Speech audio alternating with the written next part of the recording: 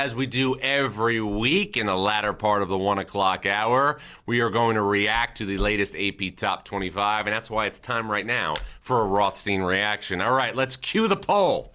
Arizona and Michigan, 1-2. No surprises there. Houston at 3. I had Houston at 5. I had UConn and St. John's, obviously, on my mind when I did my top 5. Not that St. John's was ranked there, but I had that game on my mind. I kept UConn in the 3 spot because I think losing to St. John's is obviously, in my opinion, a loss that you shouldn't be penalized too much for when the teams behind you are going to lose as well. So Duke lost to Carolina. I kept Duke at 4. So I kept UConn at 3 and Duke at 4. And then I had Houston at 5. Iowa State, 2, slightly high for me here.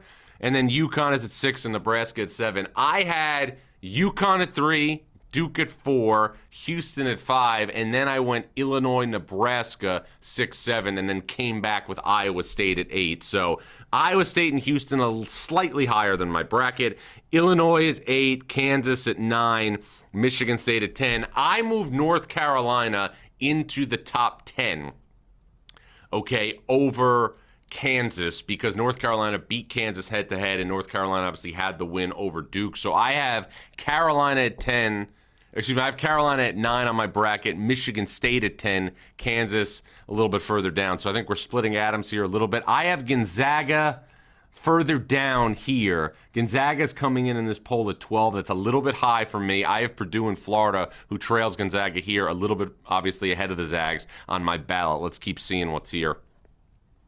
Virginia checking in at 15. That's a little bit higher than I have on my ballot. I have St. John's at 16.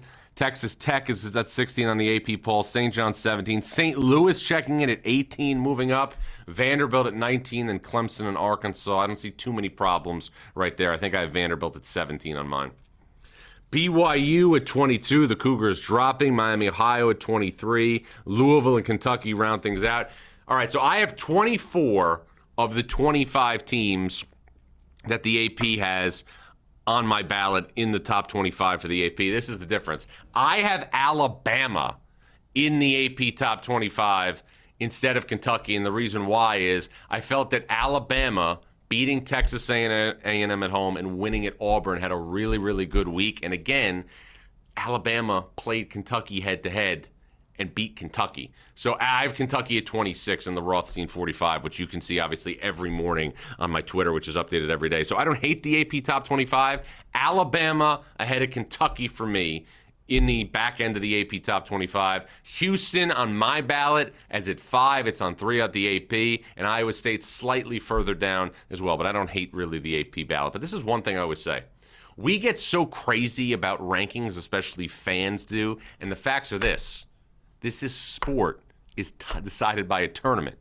We all go crazy about, obviously, rankings all season long. I do them every single day. But the sport is decided by a tournament and the winner of 6 games. And this is something, I'm going to close this segment with this. This is something Billy Donovan told me years ago. The NCAA tournament is not always won by the best team.